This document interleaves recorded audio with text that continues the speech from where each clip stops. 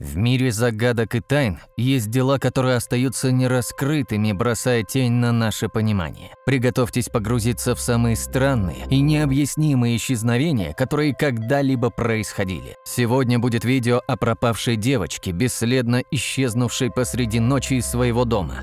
Далее рассказ о жуткой находке полароидного снимка, запечатлевшего ужас двух подростков. И в качестве леденящей кровь кульминации обнаружение фрагмента тела на обочине шоссе, где пропала молодая женщина. Эти истории оставят вас в недоумении и заставят задуматься о том, что скрывается в самых темных уголках нашей реальности. Это один из самых странных и загадочных нераскрытых исчезновений в истории человечества.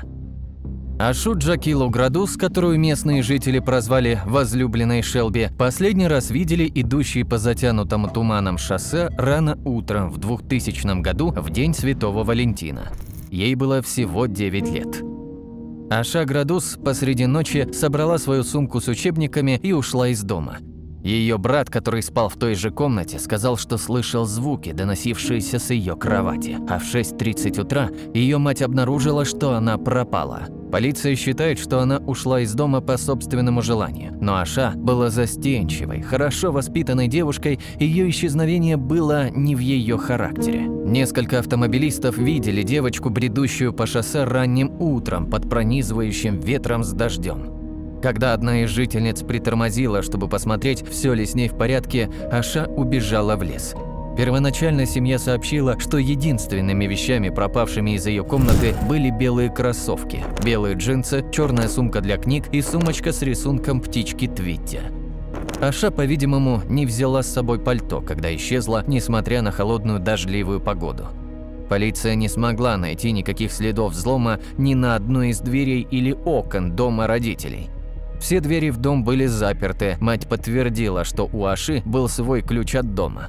Очевидно, ответ на то, что случилось, заключался в том, что она проснулась, оделась и добровольно вышла из дома. Через 3 дня после того, как родители сообщили о пропаже, некоторые из личных вещей девочки были обнаружены в сарае для инструментов в лесу недалеко от шоссе. Сарай был частью компании, занимающейся обивкой мебели, расположенной примерно в миле от дома пропавшей и недалеко от района, где 2 водителя грузовика видели, как она прогуливалась рано утром 14 февраля. Внутри сарая полиция обнаружила бинт для волос с Микки Маусом, а также карандаш и маркер, которые, как было подтверждено, принадлежат Аше.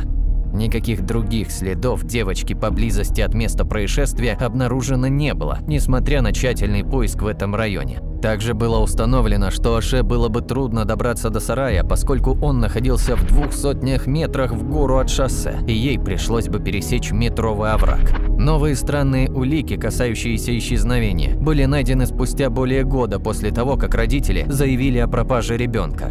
Во время раскопок примерно в 50 километрах к северу от того места, где Ашу видели в последний раз на шоссе, 2 строителей наткнулись на пластиковый пакет с сумкой для книг внутри. В этой сумке для книг были некоторые личные вещи Аши, а также другие доказательства, которые не будут обнародованы в течение следующих 17 лет. Во время повторного расследования дела в 2015 году полиция заявила, что девочка сама собрала свою сумку перед отъездом, потому что содержимое выглядело так, как будто его упаковал ребенок, а не родители, готовящие ее к ночлегу. Следующий случай произошел в сентябре 1988 года. 19-летняя Тара Калика отправилась на свою ежедневную велосипедную прогулку по шоссе. Хотя предполагалось, что она вернется домой к полудню, она исчезла где-то на 60-километровом маршруте, и больше ее никогда не видели. Мать пропавшей часто присоединялась к своей дочери во время ее ежедневных велопрогулок. Однако в тот день она решила остаться дома, поскольку автомобилист чуть не сбил ее с дороги во время их последней поездки. Ей показалось, что человек вел машину агрессивно и преследовал ее и дочь.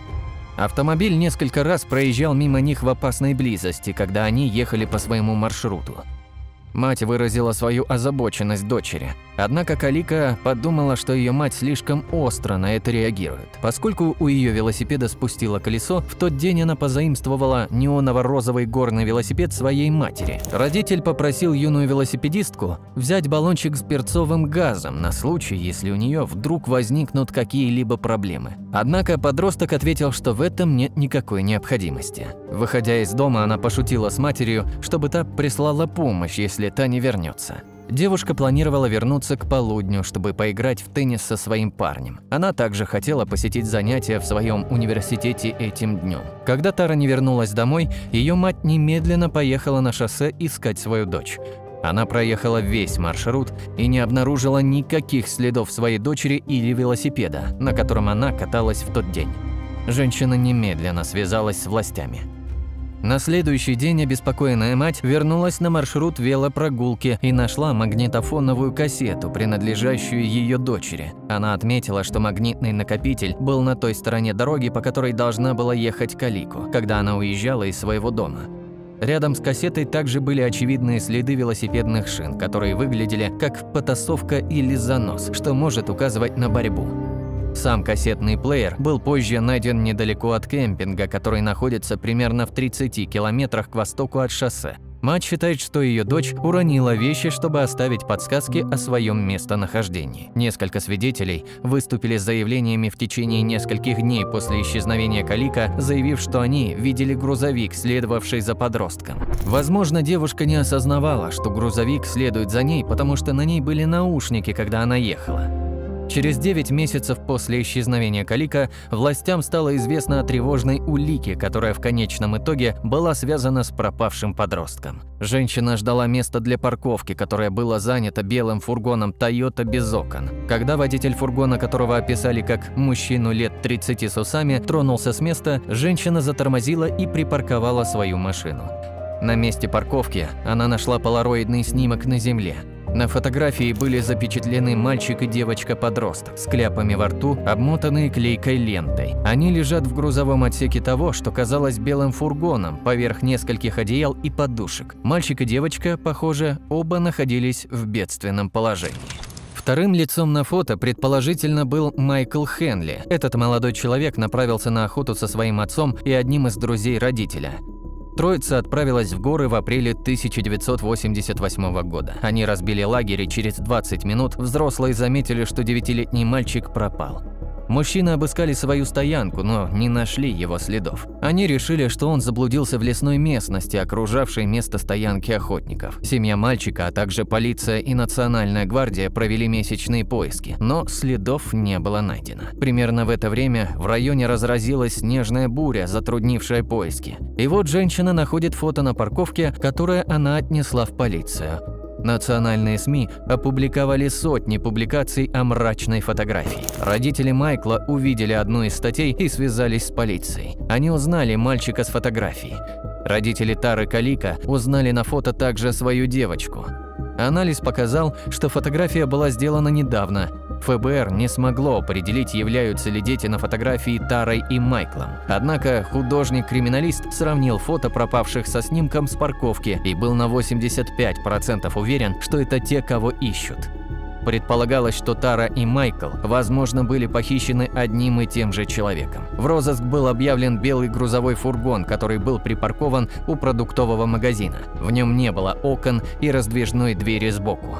Однако в июне 1990 года останки Майкла были найдены всего в нескольких милях от лагеря, где его видели в последний раз. Их опознали по стоматологической карте. Предполагалось, что причиной смерти стало переохлаждение. Считается, что этот случай больше не связан с Тарой. Она остается пропавшей без вести, а дети на фотографии остаются неопознанными.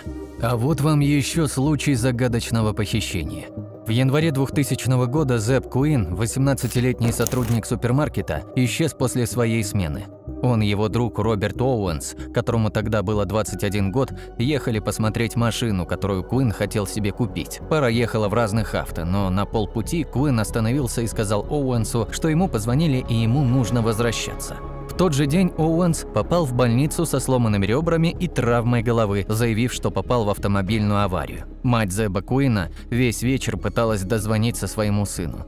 На следующий день она подала заявление о пропаже человека. Через 2 дня после того, как юношу видели в последний раз, был сделан телефонный звонок на его работу в магазин, где человек, выдававший себя за Зеба Куина, сказал, что не выйдет на смену из-за болезни. Коллеге, которому позвонили, был знаком голос Куина, и у него возникли подозрения. Телефонный звонок был прослежен до завода Volvo, где работал Джейсон Оуэнс. Полицейские немедленно отправились поговорить с ним. Он признался, что звонил по телефону, утверждая, что оказывал своему другу услугу после того, как Куин позвонил и попросил вместо него передать, что заболел. Оуэнс отрицал какую-либо причастность к исчезновению Куина, но его сразу же сочли заинтересованным лицом в этом деле. 4 дня спустя машину пропавшего нашли на парковке возле больницы, где работает его мать. На заднем стекле была нарисована пара губ, а внутри находился живой щенок. Ни живого Куина, ни его трупа поблизости не было.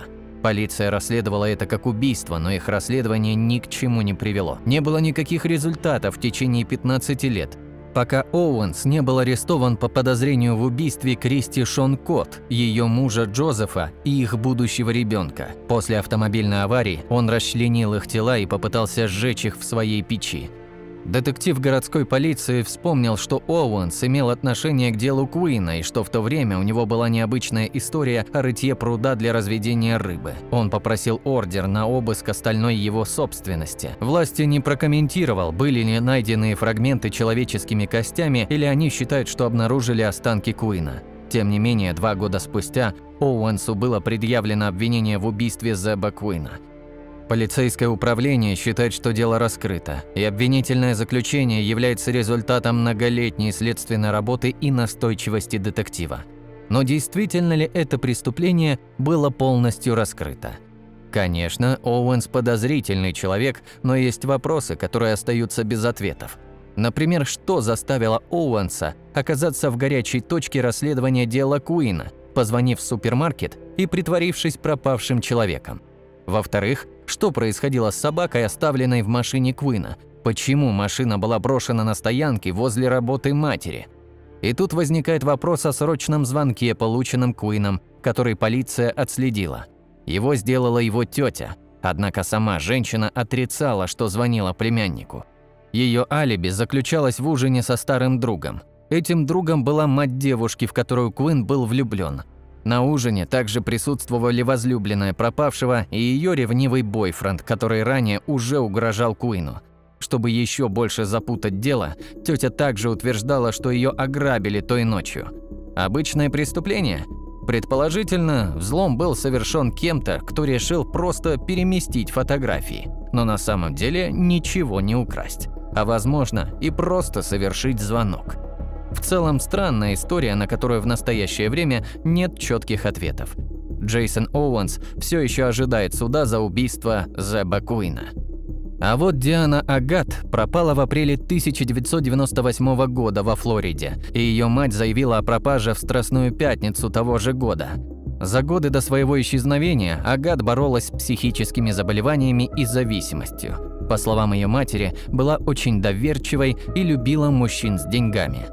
Трудно сказать, были ли проблемы или личные ассоциации как-то связаны с ее исчезновением, но то, что мы знаем, довольно тревожно. Через несколько дней после исчезновения Агат она оставила сообщение на автоответчике своей матери, в котором слышно, как она говорит «Помогите, помогите», за которым следуют звуки потасовки и чей-то голос «Эй, дай мне это!», прежде чем повесить трубку. На определителе вызывающего абонента было просто указано «Starlight», и когда мать Агата перезвонила по этому номеру, ответа не последовало. Через 2 дня после телефонного звонка кончик среднего пальца Агат был найден на обочине того же шоссе, по которому ее в последний раз видели идущей 5 дней назад. А затем, через неделю после этого, сумка с ее одеждой была найдена аккуратно сложенной внутри пакета, который был помещен в морозильную камеру круглосуточного магазина. На следующий день после того, как газета «Таймс» сообщила обо всем этом в 2000 году, в другом круглосуточном магазине была найдена еще одна сумка, на этот раз на молнии, полная косметики с надписью «Диана». Какова бы ни была реакция, нераскрытые тайны являются навязчивой идеей для многих людей. В случае убийства само преступление очевидно. Есть тело и произошло убийство. Но в случае исчезновения неизвестно даже само преступление. Было ли это похищением? Было ли это убийством? Было ли вообще преступление? Кто-то, может, просто сбежал? Они были под принуждением? Они просто хотели новой жизни?